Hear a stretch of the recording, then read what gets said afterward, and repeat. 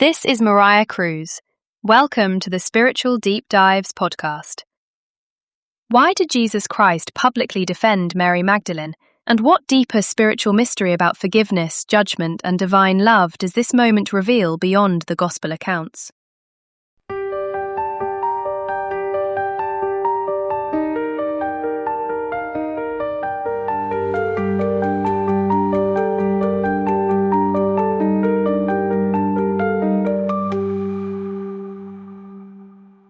The story of Jesus didn't begin or end with the Gospels. In this podcast series, we venture beyond the familiar pages of Scripture and into the missing years, post-resurrection appearances, and the deeper spiritual truths hidden within his teachings. Drawing from the wisdom of the ascended masters, historical research, and ancient spiritual traditions, we will explore Jesus as a divine man who walked a path of mastery that revealed the true science of spiritual enlightenment and soul liberation.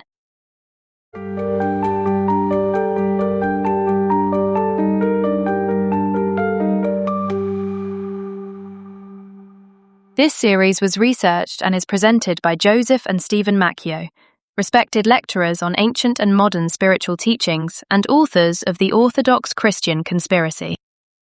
Be sure and check the show notes for links to the resources mentioned in this episode. So let's see what the Macchios have for us today. Welcome to episode 31, Uncovering the Spiritual and Historical Life of Jesus. I'm Joseph Macchio. And I'm Stephen Macchio. And we are on a new episode.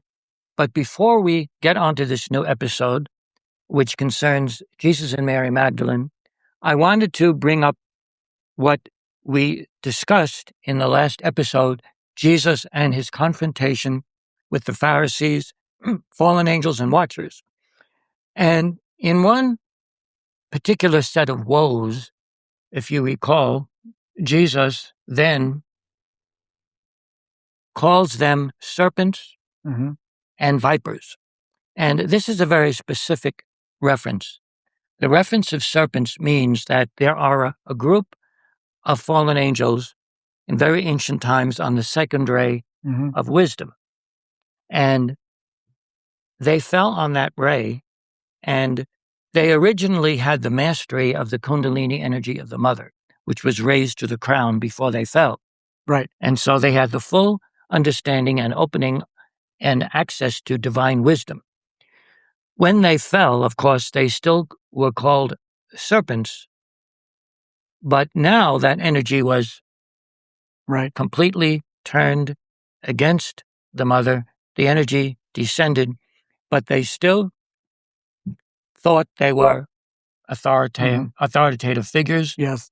And they were called serpents. So Jesus is saying vipers and serpents because he's specifically naming a set of fallen angels. And I just wanted to bring that out so we realize that in this confrontation, there may have been several different fallen ones. Right. He was confronting the serpent race. Yep. And of course, serpent originally was the fallen one who introduced and seduced Adam and Eve. Right. So these kind of teamed up. They teamed up. Yeah, if you want to call it that. Get a lot of them together so they Right. can confront this avatar. Yeah. And then when we discussed Jesus actually, confronting the Pharisees and saying, ye are of your father the devil, ye are of your father the devil, and the lust of your father you will do. This confrontation went on about Abraham, and then finally Jesus says to them, Jesus says like he knew Abraham, and then they say to him, you are not yet 50 years old. Have you seen Abraham? Then Jesus said to them, verily, verily, I say unto you, before Abraham was, I am. So the I am presence of Jesus, the universal I am, was always present. And Jesus is the individualization of that I am.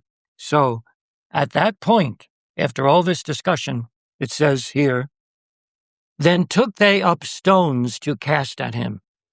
But Jesus hid himself and went out of the temple, going through the midst of them, and so passed by. See, So again, the use of the power of the cities to disappear and just move amongst them, and they have no idea where he is. You think that would be enough? I mean, if think of that today, where there's someone confronting someone, say maybe in Congress, and then they go after him, and the person disappears and moves amongst them. You would think that would be enough to say, "Oh, well, who are we dealing with here?" But they already knew. See, that's the point, because this isn't the first time he did this. They understand that there are avatars with these authorities and powers given to them. Yet their hatred for the Son of God is so great, it doesn't matter. They just come back and do it again. Right. They come back and do it again. And of course, they also accused him of having a, quote, devil or demon, or a medium, right? That was working through him so they could justify, even though they didn't really believe it. And that's how they always do that, to try to convince the people that this is not really the powers of the sons of God or someone who is spiritually advanced. This person is possessed. That's why, and there are people that would probably, go along with that and believe that. Yeah. But for the most part, I think, why would a possessed man or a demon heal people? Sometimes that's what Jesus told him. Right. And he would confront them back. Why should the devil, Satan, cast out Satan? He once said that. He always has the perfect answer. We know that you are, are satanic. Right. You do this by the power of Satan. Everything you do is by Beelzebub and Satan. And Jesus says, why should Satan cast out Satan? Yeah, he's brilliant. Okay, so now let's move over to Jesus and Mary Magdalene. Now, the Ascended Masters have revealed that Jesus and Mary Magdalene were what's known as twin flames. And so this is very different from soulmates, because usually the term soulmates is used a lot in today's language. Yeah. But twin flames is a little bit different. It is out of the white fire core. When you remember the chart of the I Am Presence, in the center is a white sphere. And out of that sphere is when the two flames are emanated out of that white fire core. Yeah. And they are identical when they are emanated out of the white fire core. And so you see that different color rings around, which are actually spheres around the white fire core. When the two white fire bodies are emanated from that, the causal bodies of each are also identical. So twin flames start out as being identical. Yes. Because they have not yet gone into form. So their causal bodies are identical. Yes. And their authority, the power, the amount of God stuff that they have is identical. Yeah. And this is a very, very high esoteric teaching. So Jesus and Mary Magdalene then came out of the same fiery ovoid of the white fire body, and two I Am Presences come down. That is very advanced teaching. Yes. Yeah. So, as we said earlier in the series, Jesus came to save his twin flame. She went through a tremendous exorcism, as we know, and after much sorrow and loving desire, she then became one of the foremost disciples of Jesus. So Mary was from the town of Magdala. So she's also known as Mary of Magdala or Magdalene. So Magdala was actually a thriving community on the western shore of the Sea of Galilee. It was between the city of Capernaum to the north and the city of Tiberias to the south. So Magdala, it so happens, was much more of a Romanized city than Capernaum was. Capernaum was Jewish, Greek, but Magdala more Roman. So in Luke 8:2, Mary Magdalene is mentioned in a group of women who had received exorcisms. So the verse states, quote, Mary called Magdalene out of whom went 7 devils. So these are entities. It was a clearance of entities or even demons from the 7 chakras of Mary Magdalene. Yes. And this clearance still goes on to this very day by the science of the spoken word. So the masters also reveal that Mary Magdalene was the woman who was about to be stoned for prostitution. Right. Yet the word in the gospel was adultery. Right. But really, what we know what adultery is, but they don't. That's really an act of why. You committed adultery because of what? But they don't say that. They just say, well, she was an adulteress. Yeah. But it actually is that she was a prostitute. Yes. Yeah. And there are a lot of writers that will disagree with that, but this is all from the Akashic records, from the ascended masters. So we're going to read an account, very moving, of John chapter 8, 2 to 11. And this is the very scene we're talking about of Jesus and Mary. So Jesus, in the morning, went into the temple and he sat down on what was actually called a teacher's chair and taught them. And the scribes and Pharisees brought unto him a woman taken in adultery, which was, as we said, prostitution. And when they had set her in the midst, they say unto him, Master, this woman was taken in adultery in the very act. Now Moses in the law commanded us that such should be stoned. But what sayest thou? This they said, tempting him, that they might have to accuse him. But Jesus stooped down and with his finger wrote on the ground as though he heard them not. So when they continued asking him, he lifted up himself and said unto them, He that is without sin among you, let him first cast a stone at her. And again he stooped down and wrote on the ground. Now, what is this mysterious writing that Jesus did? Well, we had it revealed to us that the Akashic records of this particular event, of course, first of all, say that this woman is actually Mary Magdalene, although she is not named by name in John's account. Jesus was actually writing, as we have found out, the names of all of those individuals who had lain with her. Because the statement of Jesus in the Akashic record is, He who has not lain or slept with her, let him first cast a stone at her. This was the original statement in the Akashic records. So he's writing down and now knows the entire record of who they are, read their auras, and all of them who were accusing her had relations. And that's the typical thing. The accuser is the one who actually was part of the whole situation. Right. And then they come as if they're innocent people. They're probably also married and have wives and children, but yet, and they're trying to trick Jesus, as was stated, that this is the law. What are you going to do? And they're hoping that he says something outside of the law. Yeah. So they can say, you have not obeyed the law of Moses. But this is a new dispensation, you see. Yes. We're not in the Mosaic dispensation now. Right. Jesus is trying to show we are now transiting right to the Piscean dispensation. So he stoops on the ground, and they which heard it, being convicted by their own conscience, went out one by one, beginning at the eldest, even unto the last. And Jesus was left alone, and the woman standing in the midst.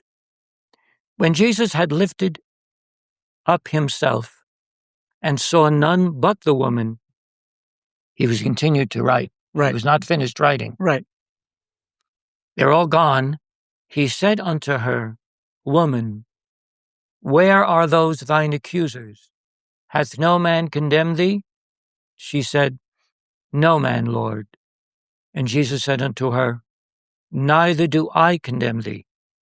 Go and sin no more. See, it's an extremely moving and very important statement about the idea of condemnation. Because in those situations, you will tend to condemn yourself. Because, again, God does not condemn. Yeah. When the term condemnation is used in the Bible, it usually means judgment. And it's usually pronounced at the fallen angels. God does not condemn the sons and daughters of God, the light bearers in general, because of various mistakes. So the important point here is that God does not condemn. It's usually the light bearers that condemn themselves. Yeah. And regarding the moral issue, the only thing that is immoral is anything that takes the soul away from the Christ self, that moves the soul away from realizing that the Christ self is its true self, and it is supposed to bond with that true self, and then from there move on to the initiation of the ascension. So that's an ascended master definition of immorality. Anything that takes the soul away from its true self. And so even though today and other days and in the past, we think that this is a moral issue, it's not to the point where the sons of God should be condemned for such a thing. Yeah. You know, you should do exactly what has happened here. Go and sin no more, stop, and move on. And don't get into the spiral of self-condemnation. And the very fact that he says, go and sin no more, I am not condemning you, she's now free. Yes. Yes. Because she knew this was a very respected teacher. She wasn't the first time. Right. She did not go back to her old way of living. And of course, we know she became a disciple, but without him saying, neither do I condemn thee. Right. And sometimes the guru will take the burden of condemnation from you temporarily. Yes. And that freedom is the feeling of, I'm free of this. And then slowly parts of that will come back to the Chela, but they're advanced enough, they've moved on enough in their own spirituality to be able to handle that. And so you never know what a guru is capable of doing, especially when they're meeting their twin flame. Yeah. And this was, Jesus saw, he knew what he had to do. So, but we next see Mary Magdalene in a state of sorrow for her way of life. So in Luke 7:36-50, a Pharisee named Simon invites Jesus to his house for dinner. If you can't lick him, join him. Right. A woman enters, whom Luke calls, quote, a sinner, with an alabaster box of ointment while Jesus is sitting at the table. So the masters have told us that this was, in fact, Mary Magdalene. So she began to wash Jesus' feet while weeping. She washed his feet with her tears, wiped his feet with her hair, and kissed his feet. She also anoints his feet with oil. So this is a very intimate scene. Yes. And we see that Mary is now, quote, repenting of all of her acts in the past. Of course, the Pharisee, Simon, thinks to himself that, no, if this man were really a prophet, he would know what kind of a woman this is. Right. So Jesus then tells Simon, well, when I walked in here, you gave me no water to wash my feet. You gave me no oil. You gave me no kiss of welcome. But this woman has not ceased doing these things to him. So Jesus says to the Pharisee, her sins, which are many, are forgiven, for she loved much. But to whom little is forgiven, the same loveth little. Very interesting. Yep. Her love. Now, remember, forgiveness is the setting aside of karma. She says they are many. Yes. Those infractions are many, but they are set aside and forgiven. For she loved much. This is the compensation. Right. Her love of the guru, her own twin flame, which she wasn't wearing the outer at this stage of the game. Then Jesus says to Mary, thy sins are forgiven. Thy faith hath saved thee. Go in peace. It's amazing. So it's possible that this took place after the stoning, the attempted stoning scene. We don't have a clear picture of what event followed. Right. It's amazing how a guru can take someone's karma and set it aside. And again, it's always, they don't just transmute it for you or hold it forever. They wait until you are spiritually advanced enough, and then they start giving it back to you in increments so that you can handle it. And that happens to this very day. So you can call to the master of your choice and ask for certain portions of your karma to be set aside while you go ahead and do whatever you need to do, whatever that is. And then the master will, give that karma back to you. But you have to have a relationship with that master before something like that would be done. Yeah. And in some cases, a master, such as Jesus at this time, may have taken on a portion of our own karma. Yes, that's possible too. In which case it would have been transmuted, but somebody has to bear it. Right. He may have taken a portion of that. Now, the same account is found in the Gospels of Mark, Matthew, and John. Now, in two of these accounts, Mary also anoints the head of Jesus. Mm-hmm. In this account, she doesn't. In another account, she anoints the head. And in other accounts, the disciples and Judas complain that the oil is too expensive and should have been sold to give money to the poor. Right. In John's account, the oil is oil of spikenard. Right. And that's when Jesus says, the poor ye have with you always, but me you have not with you always. Right. And that's a very important teaching there, because the poor in this account is very different from the poor that you mentioned in the previous account. Yes. Now, the poor in this account is actually more connected to when we were giving the parable of the talents, where there's a specific talent you have, there's a certain amount of karma that you have, you're in a karmic condition, and the poor in spirit are those who have perhaps a very heavy burden of karma. Yeah. And their talents are little or small because of the karmic weight that they have. And so they can only go so far in life. And it is up to then those who do have attainment to intercede for those and to help them.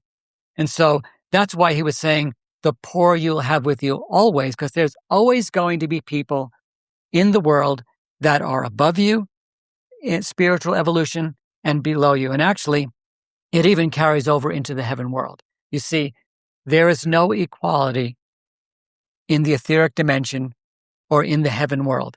There is never a time where you will be equal to anyone. There is always a hierarchical ladder. Yeah. There are always those that are spiritually advanced, way more than you, a little more than you, and there is always those below you. And there's always that magnificent then guru-chela relationship. There's always someone to help who is not maybe quite as advanced as you are, and then those who are more advanced will always come to assist you. Yes. And that's just the nature of things. That's just the way it is when you're in a karmic relative situation. Yeah. Thank you. Very important. Very important point. Yeah, I always have to get that out about the poor because it's a very interesting teaching. Yeah, it is. It's fascinating. Why would he say that? And people do use that. The poor you have with you always, meaning that, well, you're always going to have to take care of them. And it is true to a certain extent. But a handout and not educating them or giving the poor, like we saw in the talents, an increment of your talent, well, that's no help.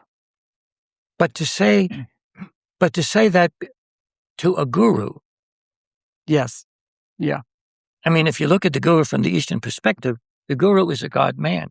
Yeah. The guru represents Buddha. The guru represents God. Mm-hmm. And to say, well, the poor are more important than you, Yes. Right. you know, Right.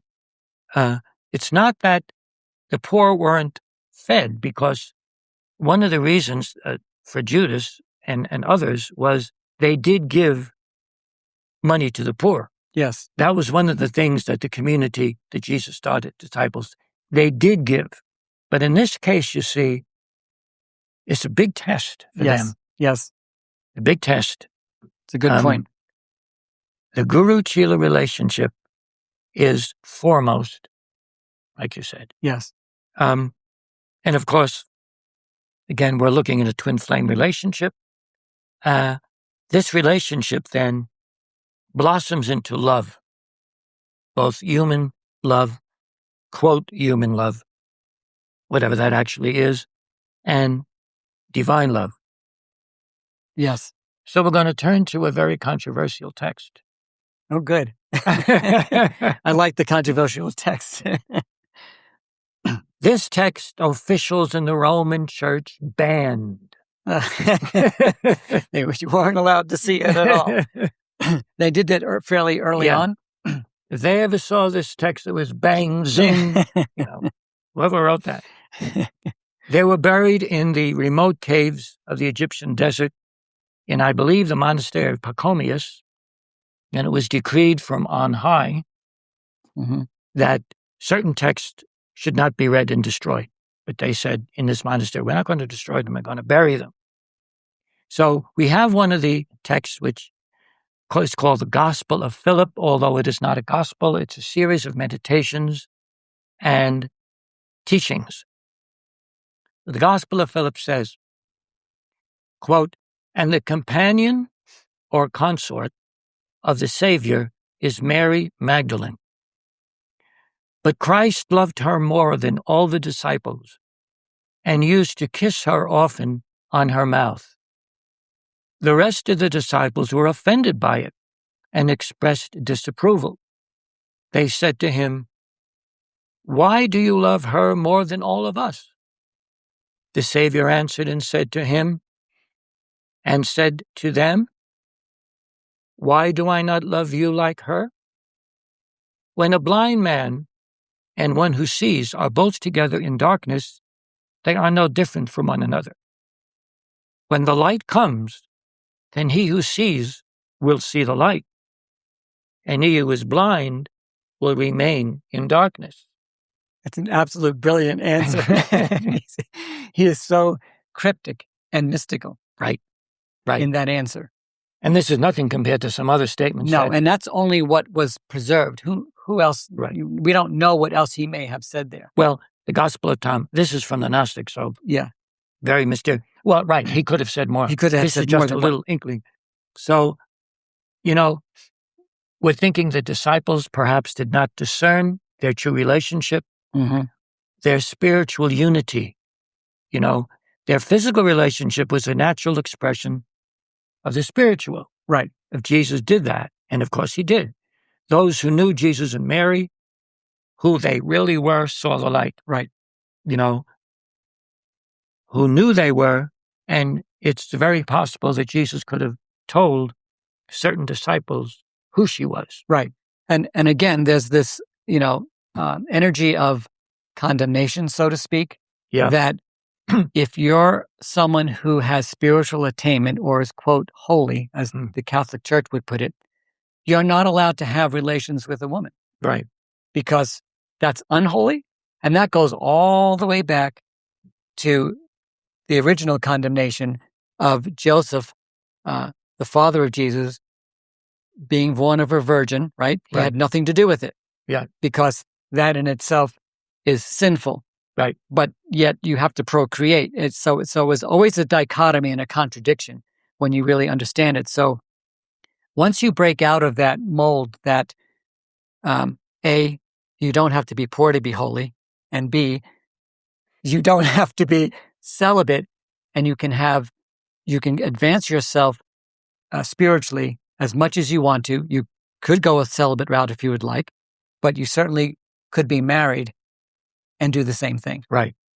And we've seen Jesus' whole family Yes. married with children, Right. and the disciples They were married. were married. Peter was married.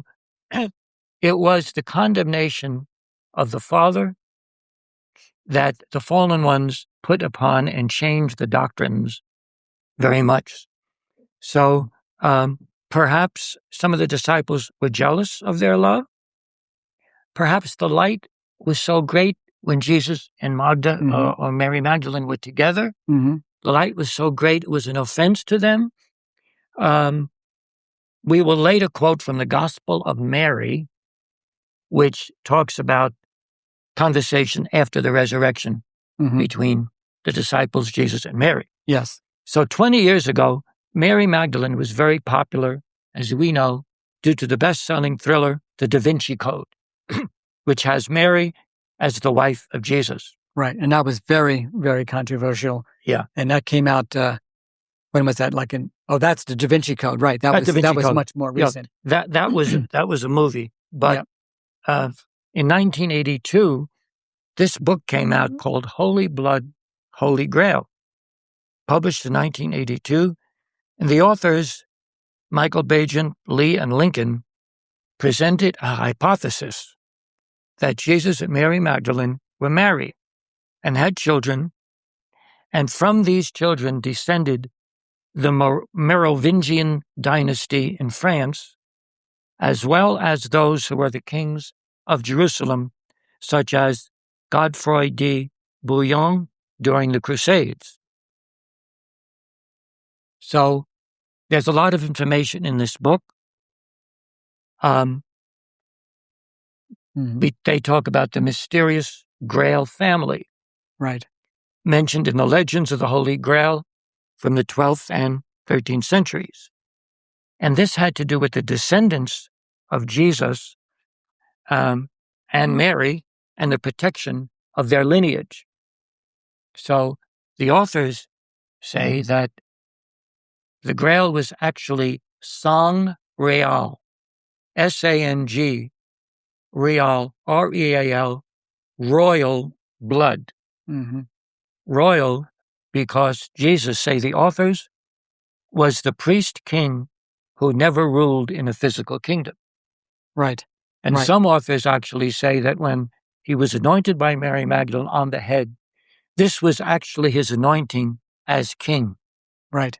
Both king and priest. Right. And there's a physical lineage. And when we talk about the blood, as we had before, in the blood, there is light in the blood, and that is where consciousness is. It flows in the blood.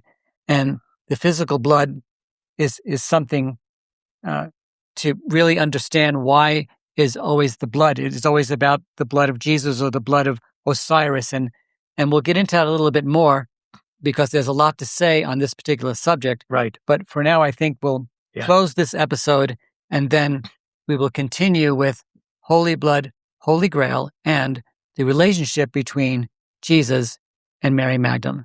Thank you. Thank you.